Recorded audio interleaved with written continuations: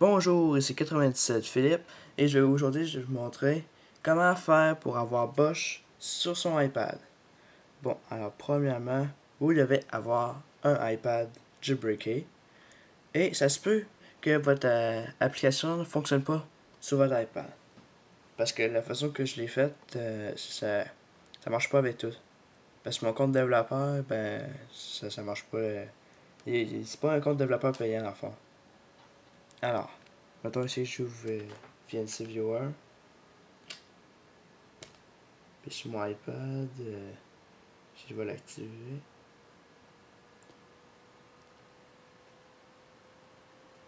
Point 2.5.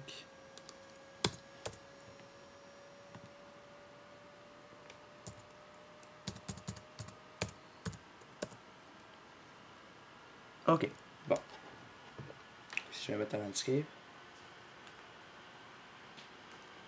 Donc c'est ça. Donc là, il faut avoir un appareil jailbreaké. Puis, il faut absolument que vous ayez installé AppSync. Ça, c'est dans Cydia.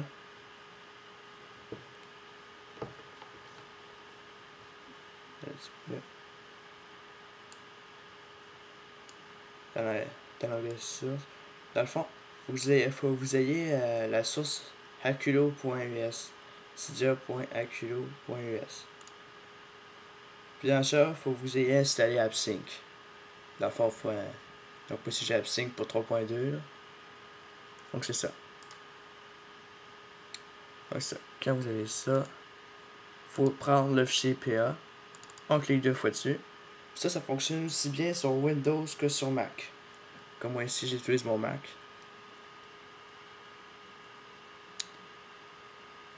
Donc c'est ça. Il a ajouté ici Bosch dans iTunes. Donc là, c'est normal s'il n'y a pas d'icône. Si on clique sur notre appareil, il faut que ça branche. Puis là, après ça, il faut ici que vous allez là.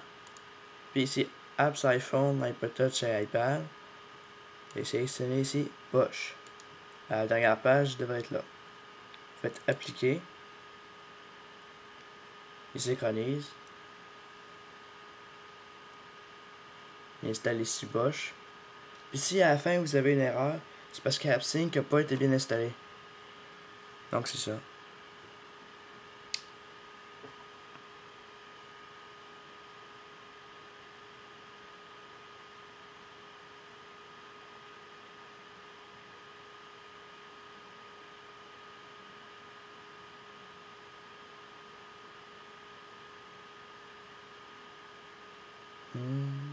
Ah, voilà. Donc, à la dernière page, vous devrez avoir ici Bosch. Donc, on peut débrancher l'iPad. Là, sur mon VNC, je vais vous le montrer.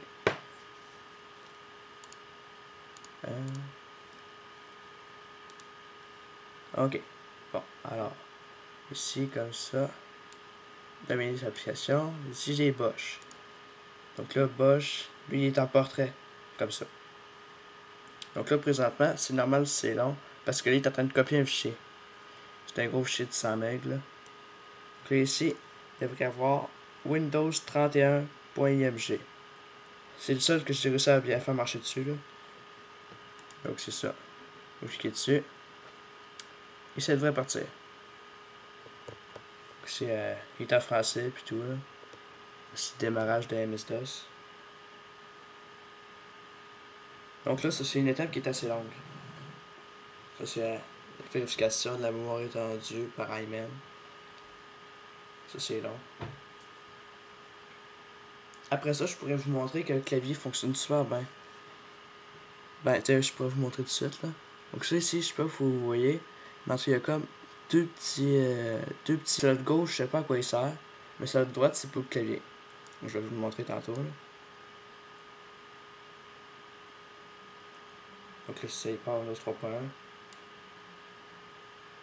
Ça en bas c'est normal, ça arrive parfois. Donc, on peut voir que ça, là, il brûle juste 82 MB. 83. Là. Tantôt j'étais à 140 à peu près.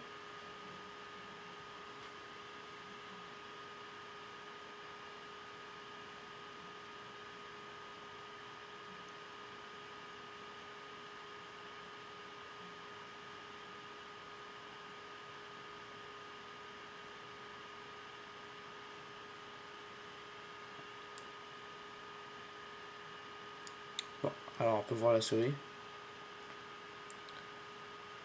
Et voilà, avec le petit background que j'ai programmé. Ça, c'est la force sur mon Windows. Ça, je me l'étais créé sur mon PC. Avec un émulateur. C'était Bosch justement avec lequel je l'ai créé. Donc voilà.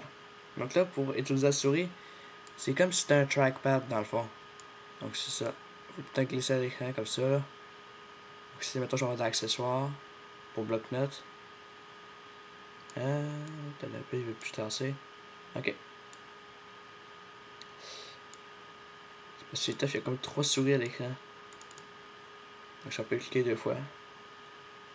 Et si je monte. Ok. Bon.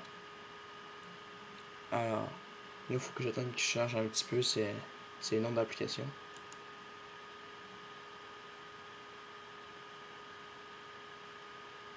Ah, c'est vrai. Faut que je ramène la souris avant.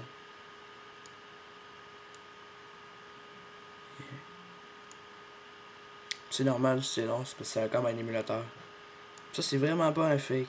Donc, si vous voyez des vidéos comme ça sur YouTube, là, ben, justement qu'on voit Windows 95 sur un iPad, là, ben c'est vrai. Mais la souris, j'ai jamais réussi à faire marcher à Windows 95. Donc, c'est ça. Là. Si vous, peut-être que je pourrais vous expliquer un peu comment faire pour faire fonctionner Windows 95 là-dessus. Là. Mais bon. Donc, si, comme ça, là, avec notre doigt, on peut cliquer sur ce petit droit. Là, normalement, ça devrait ouvrir un clavier. Là, je vais plutôt. Ah, voilà. Donc, ça ouvre le clavier. Je peux voir mon clavier QWERTY parce que je suis au Canada. Là, tu sais. Donc, si, mettons, je peux taper, là, ben là, faut comme que j'affiche les deux en même temps. Ok, bon. Donc là, les majuscules, ça marche pas pendant tout. On peut voir ici si c'est capable de taper. Donc, c'était pour vous montrer comment avoir Bosch sur son iPad. Là. Puis là, je vais vous montrer comment l'éteindre. Ben, comment fermer Windows 3.1. Bon, alors là, j'abaisse le clavier. Là, ici, je ramène la souris. Ici, vous cliquez sur non. Vous pouvez l'enregistrer, ça ne dérange pas.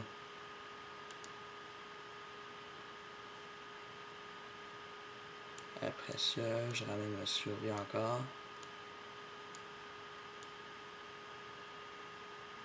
Ah oui. Puis, je sais pas si vous avez déjà vu le Bosch original. Mais en tout cas, habituellement, ça marchait avec des petits fichiers os.ini.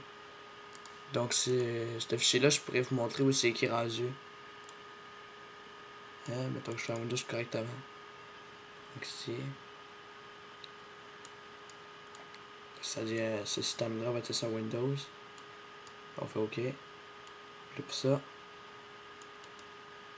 vous devriez avoir le petit C, deux petits points slash. Comme ça. Ah, voilà. Donc, c'est ça. Là. Vous devriez avoir ça, puis c'est tout. Normalement, il y a comme un espèce de petit triangle. Mais je sais pas pourquoi il n'est pas apparu. Donc, ça peut quitter. Donc, c'est ça. Le fichier. Donc, mettons qu'on s'en va ici dans y faire. Puis que là, on s'en va dans Var mobile application. Donc là, ici, il faut absolument que dans les réglages, comme ça, vous alliez régler ici non application. Après ça, vous allez rentrer ici dans Bosch. Boschproche.app. Ah oui, le fichier, justement, mobile 3. Et le dossier document. C'est comme ça. Boschproche.app. Donc là, le fichier os.ini, il est là. Donc là, il est... Oh. Un petit peu changer ça. Non. Et voilà. Bon, maintenant je clique dessus. Visionneur de texte. Donc, juste ici, comme ça, vous avez Alt 0 Master, Type Disk, Path, Document, Win31.img. Donc c'est ça, dans le fond, que vous devez modifier, mettons que vous voulez partir quelque chose d'autre. Mettons que vous ajoutez un autre disque dur, ben là, ça, vous devez changer ceci. Parce que mettons que vous ajoutez d'autres disques durs, ben mettons, il ne faut pas partir sur le disque dur que vous avez cliqué. Peu importe sur quoi il va cliquer, il va partir avec le disque dur qui est programmé ici. Donc c'est ça.